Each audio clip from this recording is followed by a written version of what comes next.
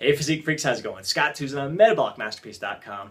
Today, I'd like to discuss a paper that was published this week by my fellow bro and colleague, Brad Schoenfeld. Now, in this study, Brad compared full body workouts to body part split routines.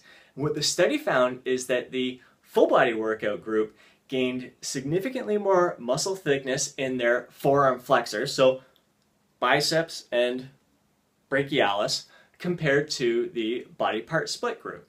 Now, I'm going to share my insights into this study, really what I'm pulling from the data here, and as well as share my insights into my own experience over the years with body part split routines and full body workouts to share what I personally think is best. I love body part split routines, but what I really love about this study and studies like this is that it really gives me a moment to pause and reflect on my own training and think about what I can pull from this data and apply to my own training in order to get better results. Now, when I read this study and I saw that full body workouts are better than body part split routines, it didn't for a single moment get me to think, well, screw it, I better stop doing body part split routines. It also didn't cause me to get all defensive in the name of us bros who absolutely love our arm day. It simply piqued my interest and really got me thinking about, hey man, maybe this full body workout thing is something that I can experiment with throughout the year and kind of add to my yearly strategically structured periodized plan. Now, it was entertaining, especially on Facebook once the study was published and out there, seeing the conversations that were going on and how people were interpreting the data. Actually, some people they were just reading the abstract or maybe even just reading the headline. I admit, some of my fellow bros, you got a little bit too defensive on this. I know it's really easy to get that knee-jerk reaction and say there's no freaking way full body workouts are better than body part split routines. And some of them were trying to pick apart the flaws in the study and all that stuff. And really, that kind of thinking, it's closed-minded. It's really going to hold you back from long-term success. Now, on the other side of the conversation, there were the full body proponents, the lifters and coaches who absolutely love full body workouts. They were like happy than if it fits your macros dude in a Pop-Tart factory. It was absolutely, it was entertaining to see how I don't even know if they really looked at the data, but just seeing some of the abstract there, they were like celebrating, woohoo! I always knew that my full body workouts were way more effective than body part split routines, and they're using it to kind of justify their training method. So it was a little entertaining there, but what I found really entertaining is how some of these full body workout proponent dudes, bros, whatever, they really misinterpreted the word significant. So when you see significantly greater gains in muscle thickness for the forearm flexors, a lot of these guys were out there saying, I knew it, full body workouts produce massive amounts of muscle, more than body part split routines. So they're like really exaggerating the claims. But if they were to really dive deeper into the study, actually read the friggin' study, and you go down and see, okay, what was the difference? What was the significant gains that the full body group made compared to the body part split group? The difference was that their forearm flexors here, so the biceps, brachialis, that group here, up here, the full body workout group gained 1.1 millimeters more than the body part split group. 1.1 millimeters. Now, in a study like this, that's a significant difference. Now, you and I two bros here, talking about our training, our arm training, how's things going. If we're gonna have a conversation, I'm like, bro, dude, holy smokes, check that out. I gained 1.1 millimeters on my arm. You'd probably laugh at me. It's not, in our terms, our visual terms, you'd be squinting your eyes to really see the difference there. So visually speaking, it's not that significant. For a study, fantastic. It gives us something to build on. It gives us something to explore further. But it's really, in the big picture, to me, I don't think it's that significant of a difference. Certainly not the exaggerated claims that a lot of these full body workout proponents, the lifters and the coaches, have all of a sudden. They use this study, boom, cherry pick a word out of the study, not even the actual data, just significantly greater gains, boom.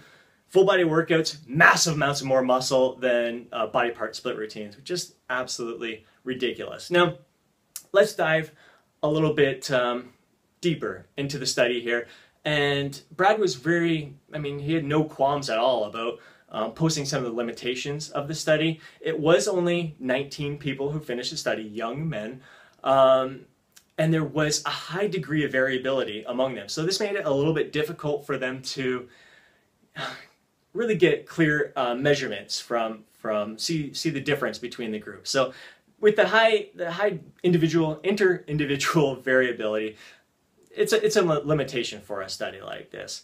Now, what he noted as a limitation, I think, it's a very key, important observation, is that out of the 19 young men who were participating in this study, 16 of them had already been following body part split routines.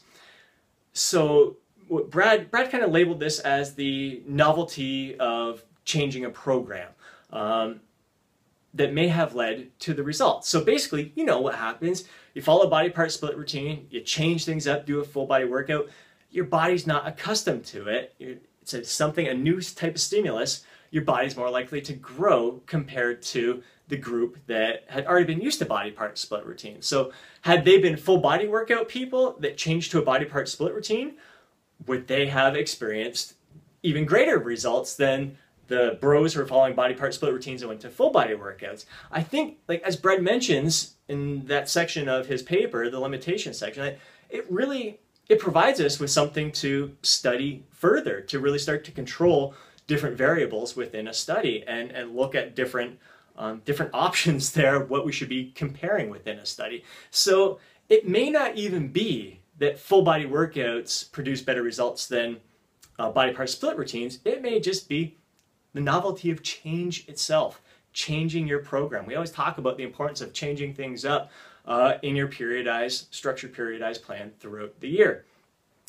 Now, the other thing, I wanted to look at the study even more, is that you're comparing a full body workout to a body part split routine. Now, I know a lot of the people who are interpreting just that headline in itself, you think body part split routine is like the typical, what you see in the magazines, the 5-day bro split, where you do chest one day, back another day, legs another day, shoulders another day, arms the 5th day, and you're only hitting one body part per week. And those are high volume workouts that those lifters are using.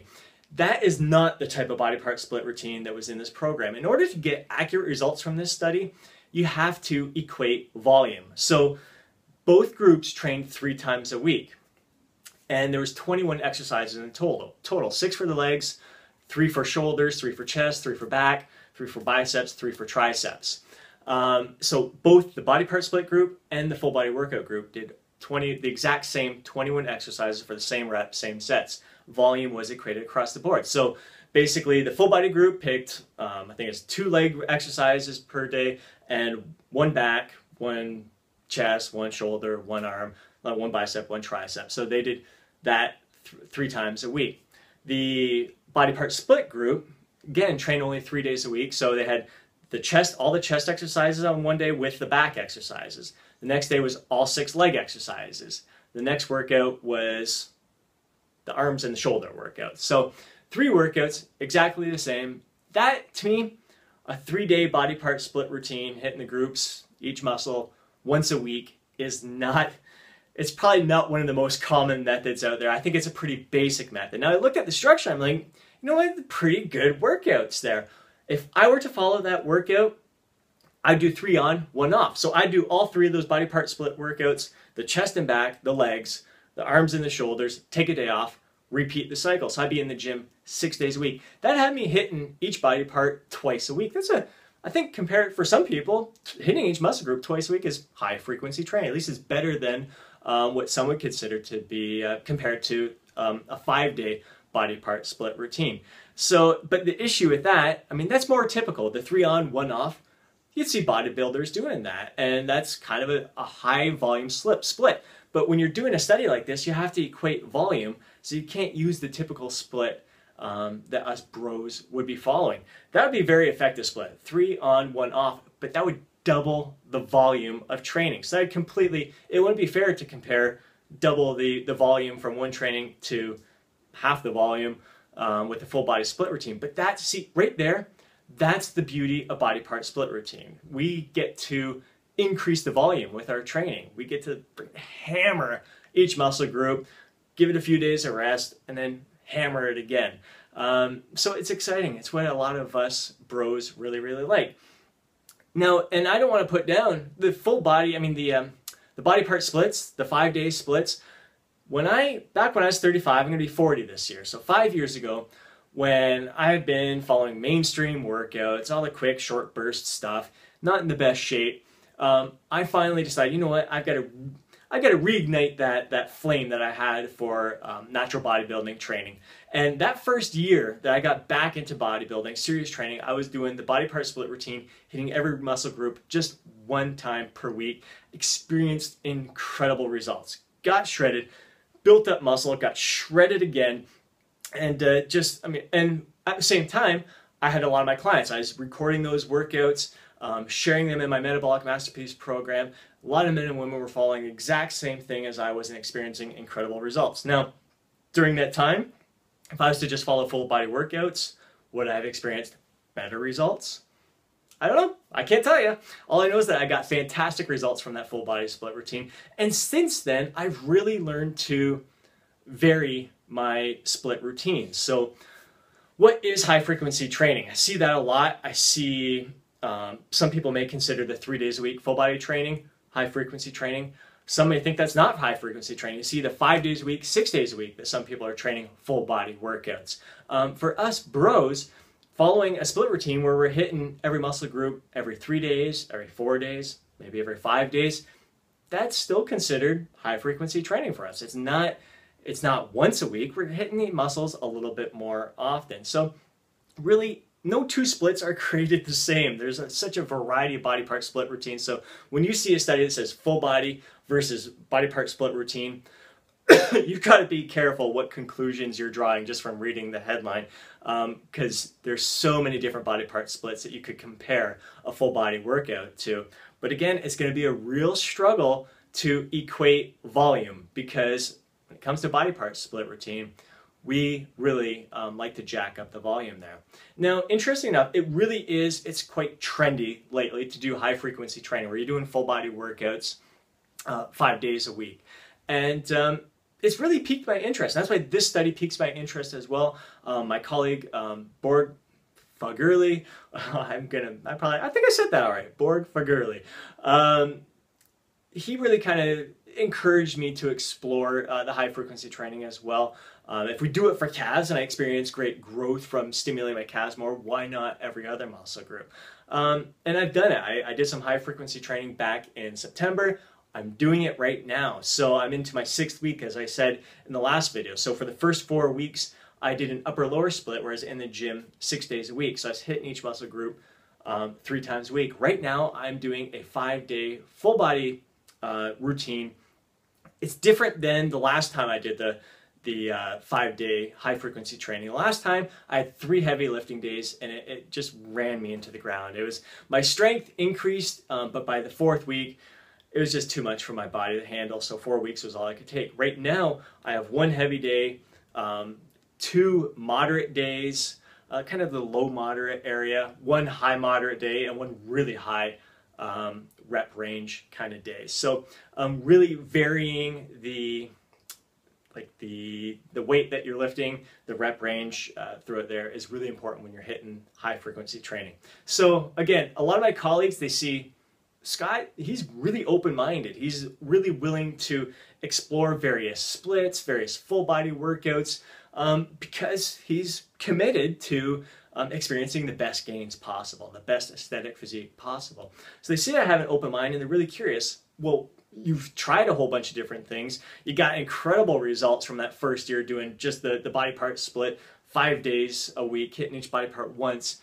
How has that compared to the full body workouts that you worked in there? So the aesthetic muscle plan includes a full body workouts in there, includes various body part split routines where you're hitting each muscle group twice a week, sometimes 3 times a week, sometimes once every 4 days, 5 days. So there's various splits within the program. I think that's really what makes it the most effective. It's that novelty factor that Brad mentions in his paper. When you're changing the splits strategically throughout your yearly plan, I think that's what's optimal for results.